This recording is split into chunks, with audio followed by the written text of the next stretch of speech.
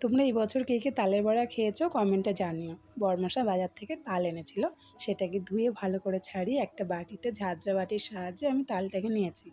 দেখো, কোনো রকমের জল ছাড়াই আজকে আমি তালটাকে বড়া করব। ময়দাটাকে সবার প্রথমে চেলে নিলাম, একটুখানি সামান্য নুন দিলাম, একটা পুরো গোটা নারকেল দিলাম, চিনি দিলাম স্বাদ মতো, এক বাটি সুজি দিয়ে মেখে আমি 15 মিনিটের মতো রেখেছি। এই ভিডিওটি যদি ভালো লাগে প্লিজ একটা লাইক করে দিও, চ্যানেলটি সাবস্ক্রাইব করতে ভুলো না। এবার এটাকে আমি বড়ার আকারে ভাজবো। একটা প্যানে আমি গরম তেল হতে দিয়েছি, গরম হয়ে গেছে, এটাকে আমি বড়ার আকারে ভাজছি। কত ছোট ছোট আকারে বড়াগুলো দিচ্ছি, হলে তোমরা বুঝতে পারবে কতটা ফুলেছে বড়াগুলো।